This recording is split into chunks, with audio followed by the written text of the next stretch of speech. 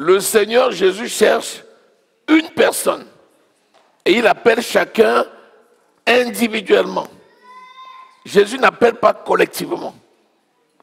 Vous savez pourquoi? Parce que chacun rendra compte à Dieu lui seul. C'est chacun qui est appelé et c'est chacun qui rend compte à Dieu. Mais en attendant, entre le moment où on est appelé et le moment où on rend compte à Dieu, on doit travailler ensemble. Est-ce que vous avez suivi? Amen. Jésus arrive.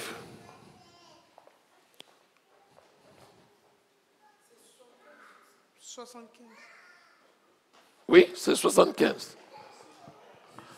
Lis à partir de... Oui, lis à partir de 6 et 7. N'élevez pas si haut votre tête, ne parlez pas avec tant d'arrogance, car ce n'est ni de l'Orient, ni de l'Occident, ni du désert que vient l'élévation. Verset 8. Mais Dieu est celui qui juge, il abaisse l'un et il élève l'autre. Alléluia. Dieu appelle chacun individuellement. Jésus n'appelle pas un groupe. Jésus n'appelle pas un couple. Jésus appelle chacun. Il dit, je me tiens à la porte et je frappe. Si quelqu'un entend ma voix, il n'a pas dit, si un nombre de personnes entendent ma voix. Le cœur dont on parle, c'est le cœur de l'homme. C'est ton esprit. Quand il t'appelle, il touche ton esprit. Et tu reconnais sa voix et tu viens à lui. Il te dit, entre dans ma joie. Sers-moi. Puis il appelle quelqu'un d'autre. Puis un troisième, un quatrième, ainsi de suite. À la fin, quand il viendra juger le monde, il appellera encore chacun et il dira, qu'est-ce que tu as fait de la mission que je t'ai confiée? Mais en attendant, toutes les personnes qui ont été appelées ont le devoir de travailler ensemble. Maintenant, quand le Seigneur confie une œuvre, comme cette œuvre-ci, je connais ce que le Seigneur m'a dit. Et le jour où il m'a appelé, personne de vous n'était là. Donc, c'est moi qui vais encore rendre compte à lui en temps convenable. Alléluia. Amen. Mais ce qu'il faut retenir surtout, c'est que l'élévation ne vient ni du nord, ni du sud, ni de l'est, ni de l'ouest. L'élévation vient de Dieu seul. Première chose. Donc, je ne vais jamais accuser quelqu'un de vous d'être responsable de ce qui se passe dans mon ministère. Jamais. Vous savez pourquoi? Parce qu'il nous dit dans Jean 6, 44 que personne ne peut venir s'il n'est attiré par le Seigneur. Amen. Personne ne peut venir à lui s'il n'est attiré par lui. Quelqu'un peut passer devant l'église là pendant 20 ans sans remarquer qu'il y a une église. Mais il y a quelqu'un qui peut se lever de chez lui. Il se lève, il ne sait même pas où il va. Le Saint-Esprit l'amène et l'amène là et lui dit assois-toi. Je peux parler à quelqu'un, lui expliquer, lui montrer tout. Il n'écoute rien. Il ne voit rien. Il ne comprend rien. Un autre peut venir courir après moi pour dire, s'il te plaît, explique-moi ce que tu fais, parce que j'ai besoin. Pourquoi? Parce qu'il a été appelé. Amen. Est-ce que tu es là? Amen. Quand Jésus est arrivé, il faisait des miracles. Mais à l'époque, le Saint-Esprit n'était pas là. Donc les 120 sont ceux qui ont été autour de lui. Mais après ça, le Saint-Esprit est venu et il y a eu des foules et des foules. C'est Dieu qui élève et il élève en temps convenable. Mais pour qu'il élève, il faut qu'il prépare. C'est pour ça que vous lisez dans Luc 6 au verset 44, il dit, le royaume des cieux est comme un homme qui, pour construire une maison, a creusé profondément. Il a trouvé le rocher. Et sur le rocher, il a bâti sa fondation. Le rocher là qu'il a trouvé, c'est qui? C'est Christ. Une œuvre qui est appelée à grandir. Cette œuvre-là doit poser une fondation sur Christ. C'est-à-dire, tu dois creuser. Et c'est quoi creuser? C'est-à-dire que l'Esprit de Dieu connaît ceux qui sont venus pour bâtir l'œuvre. Et l'Esprit de Dieu connaît ceux qui viennent parce qu'ils ont un besoin. Celui qui vient parce qu'il a un besoin, il va recevoir ce qu'il cherche et il va partir. Il vient parce qu'il est malade, il va guérir et il va partir. Il vient parce qu'il a un problème de délivrance. Il va obtenir sa délivrance, il va partir. Il vient parce qu'il a besoin de papiers. Il va obtenir les papiers, il va partir. Puisque c'est pour ça qu'il est venu. Comment tu peux retenir celui-là? Tu ne peux pas. Il n'a plus d'intérêt d'être là, puisqu'il est venu pour une chose. C'était ça. Il n'est pas venu servir le Seigneur. Est-ce que vous êtes là? Amen. Si même tu cours après cette personne, tu peux apporter tous les trésors de la Banque de France, tu viens lui donner, elle va quand même partir. Plus qu'elle n'était pas appelée pour bâtir l'œuvre. C'est pour ça qu'il dit dans la parole, ne vous inquiétez pas de ceux qui partent, car s'ils avaient été des nôtres, ils seraient restés. Est-ce que vous êtes là? Amen. Donc, lorsque tu creuses profondément, tu trouves Christ, tu bâtis la fondation sur Christ. C'est quoi une fondation? La fondation, c'est quoi? Israël est bâti sur la fondation des apôtres. Les apôtres, ce sont les gens solides que Dieu va envoyer auprès de la personne à qui il a donné la vision. Ces personnes vont venir, ils seront suffisamment solides et nombreux, ils vont poser sur Christ une fondation et après ça, l'édifice va grandir. Il y a des gens ici qui sont dans le bâtiment. Quand tu prends un édifice, combien de temps on passe dans la fondation? Lorsque la fondation est terminée, qu'est-ce qu'on fait? Quand on coule la fondation, on fait quoi? On rame de terre. Est-ce que vous êtes là? Amen. Si quelqu'un veut construire un édifice, 15, 20, 30 étages, le gros lot du travail, ce n'est pas ce qu'on va voir là. C'est l'assise sur laquelle on va poser la fondation. Et pour poser ta fondation là, les semelles, il faut que tu creuses jusqu'à ce que tu trouves un terrain qui, sur le plan géotechnique, est capable de supporter ta fondation. L'œuvre de Dieu, c'est comme ça. Il y a des gens qui arrivent le premier jour, je sais déjà qu'il ne va pas rester.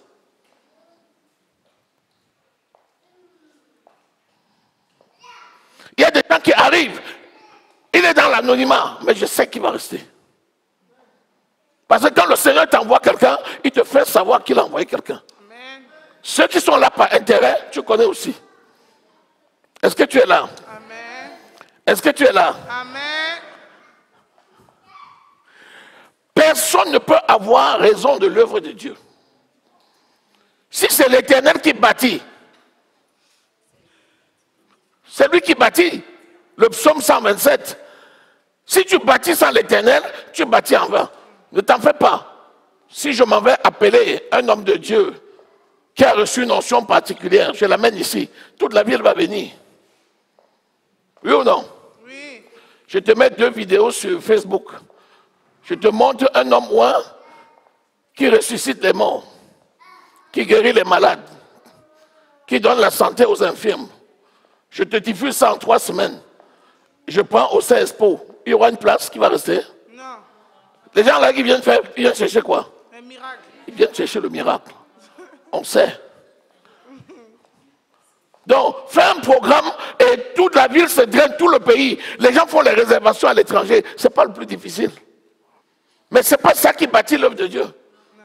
Ça, c'est pour quelqu'un qui est appelé comme évangéliste, qui arrive, il fait sa part que le Seigneur a donnée, après il prend son avion, il s'en va. Mais le Seigneur a appelé à bâtir. Bâtir veut dire quoi? Tu vas creuser profondément, jusqu'à ce que tu trouves la bonne terre. Quand tu vas trouver la bonne terre là, tu vas commencer à poser maintenant les fondations. On ne pose pas la fondation n'importe comment. Il faut des gens dignes. Amen. Dieu a bâti son œuvre sur la fondation des apôtres. Il en a pris 12. Et les 12 supportent des milliards de personnes aujourd'hui dans le monde. Les 12. Nous sommes, nous, posés sur la fondation des apôtres de Jésus. C'est les 12 que Jésus avait pris là. C'est sur eux que nous nous appuyons aujourd'hui. C'est pour ça que, entre le moment où il est venu et il est parti, la foule l'a suivi, mais il n'y avait que 120 dans la chambre haute. Ce n'est pas au hasard. Est-ce que tu es là? Donc, la question que tu dois te poser, c'est qui suis-je, Seigneur? Pourquoi m'as-tu appelé? Quel rôle je dois jouer pour bâtir une œuvre qui glorifie ton nom? C'est la question. Cette question-là, beaucoup ne se la posent pas. Les gens se posent une question, comme pour eux, pour certains, c'est idiot. Poser une question comme ça, il dit, j'ai pas le temps. J'ai quel temps pour aller à l'église? D'ailleurs, le pasteur n'a même pas quel temps. Il y a quelqu'un qui m'a dit un jour, tu n'es pas docteur. C'est quoi? Une dame m'a dit un jour, tu n'es pas docteur. J'ai dit pourquoi? Elle dit, quel docteur qui prêche l'évangile? La dame me dit, quel docteur qui prêche l'évangile en route? C'est quel docteur ça? On le voit en route avec des tracts, il est en train de prêcher Jésus. Elle dit, quel docteur? Toi, tu n'es pas un docteur. Ça m'a instruit, hein. J'ai dit, ah Seigneur, c'est vrai. Pourquoi? Parce qu'il y a des gens qui n'ont pas ce temps-là. Il vient quand il a un problème, il a ce qu'il a besoin et il s'en va. Il a autre chose à faire. Ne vous inquiétez pas de cela. Quand le Seigneur dit ne vous inquiétez pas de ceux qui partent, c'est ça le sens de ce qu'il dit. Il n'a pas dit, ça ne veut pas dire ne cherchez pas les gens que vous ne voyez pas, n'appelez pas les gens pour prendre leurs nouvelles, n'allez pas vers les gens. Non, ce n'est pas ce qu'il dit. Mais il veut dire ne vous inquiétez pas parce que c'est le Seigneur qui appelle et c'est le Seigneur qui établit. Le jour où le Seigneur va voir que la fondation, ceux qui peuvent bâtir la fondation, sont en nombre suffisant, vos yeux ne seront plus capables de compter les gens qui vont venir. Amen.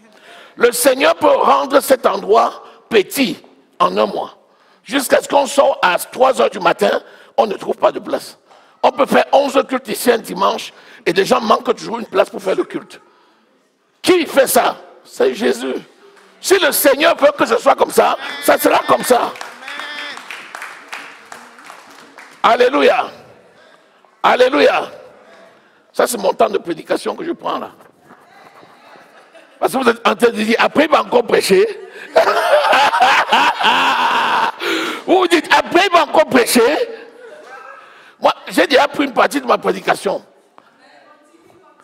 C'est le Seigneur qui élève, c'est lui qui bâtit, c'est lui qui appelle, c'est lui qui installe, c'est lui qui construit, c'est lui qui fait croître.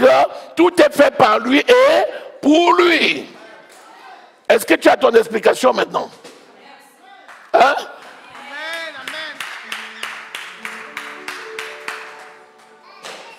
Voilà la réponse que le Seigneur m'a donnée tout de suite là. Ce que je te dis là, le Seigneur m'a dit ça tout de suite. Pendant qu'elle chantait, le Seigneur m'a dit ça. Et je suis venu te dire. Alléluia. Amen. Donc, laissons. Quand tu es dans une maison où on sert Dieu, pose-toi la question, Seigneur, que veux-tu que je fasse pour toi? C'est la bonne question que Paul a posée dans Actes au chapitre 9 au Seigneur sur la route de Damas. Quand le Seigneur l'a saisi, il était par terre. Il dit, qui es-tu? Il dit, je suis Jésus que tu persécutes. Il dit, Seigneur, que veux-tu que je fasse pour toi? Et il lui a dit, je suis venu te chercher afin que tu apprennes à souffrir à cause de moi, que tu portes mon nom devant les nations, devant les rois et ceux qui sont élevés en dignité. Il a reçu la réponse à sa question. Toi aussi, Pose-toi cette réponse, cette question. Et quand le Seigneur va te donner la réponse, ne regarde plus autour de toi, regarde au Seigneur. Et c'est le Seigneur qui va maintenant, par son esprit, t'aiguiller pour te conduire à aller vers telle personne, fais telle chose, fais telle action. Si ce n'est pas lui, tu ne peux pas. Alléluia. Et pour finir, il y a une parole qu'on appelle la parole de vérité. Je connais le Dieu qui m'a appelé. Je vais toujours prêcher la vérité. Que ça plaise à quelqu'un ou que ça ne plaise pas à quelqu'un, je vais toujours prêcher la parole de vérité. Pourquoi? Seule la vérité peut sauver. Tu peux venir ici plaire aux gens. Galates 1, verset 10. Tu peux chercher à plaire aux gens comme tu veux. Non seulement tu vas te perdre toi-même, mais tu vas les perdre aussi. Mais si tu leur dis la parole de vérité avec amour, la grâce de Dieu va se manifester dans leur vie. Et ils seront sauvés. Un jour, ils diront, heureusement que tu avais insisté. Heureusement. On dira, c'est l'œuvre de Dieu. Alléluia. Est-ce que tu es là? Est-ce que tu as reçu quelque chose?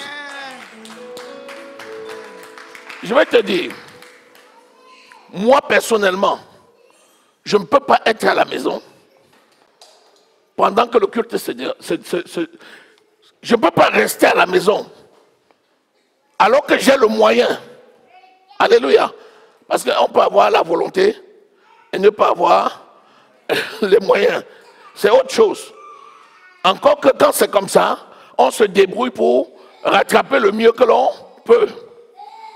Je ne peux pas rester comme ça et croiser les bras et dormir chez moi. Pendant que le culte se... Mais comment ça va se faire? Non. Pourquoi? Parce que j'ai ça à cœur. C'est déjà dans mes gènes. Alléluia. C'est déjà dans mon ADN. C'est comme ça. Ça fait partie de ma nature. La parole de Dieu là. Je suis formé de la parole de Dieu. Est-ce que tu sais que tu es né de la parole? Est-ce que tu le sais? Amen. Qui sait ça ici? Est-ce que tu sais que c'est la sémence qui t'a engendré? Tu es la parole. Ah, vous voyez? Il y a des vérités comme ça que certains ne savent pas. On dit, qui es-tu? Tu dis, je suis le fils de mon papa. Quel papa? Tu es la parole. C'est la parole qui a été mise en terre, qui a germé et qui t'a engendré. Cette parole, c'est qui? C'est Jésus. Quand on l'a mis dans le tombeau, il est resté au tombeau? Ah, qu'est-ce qu'il a fait au troisième jour? Et par sa résurrection, il a engendré qui? Donc toi. Ça veut dire que tu es la parole. Vous voyez? Tu ne peux pas être la parole et être déconnecté de la parole. Ça veut dire que tu t'es réuni toi-même. C'est pas possible. Alléluia. Donc, que la joie de l'Éternel soit dans vos cœurs au nom de Jésus. Que la paix de l'Éternel demeure dans vos cœurs au nom de Jésus-Christ. Ne regarde pas à côté de toi. Ne regarde pas autour de toi. Fais selon la part que l'Esprit de Dieu t'a donnée. Sers ton Dieu. Et tu verras qu'en servant ton Dieu comme ça, non seulement tu seras sauvé toi-même, mais tu vas aussi sauver les autres. Mais si tu regardes aux autres qui se plaignent, tu vas finir par te plaindre toi aussi. Ceux qui se découragent, tu vas finir par te décourager toi aussi. Alors que si tu es fidèle et tu pries pour eux, tu deviendras une référence locale dans l'église. Et quand ils auront envie de faire comme quelqu'un qui fait bien, ils se souviendront de toi. Que le nom de l'Éternel soit glorifié. Amen. Acclamez le Seigneur.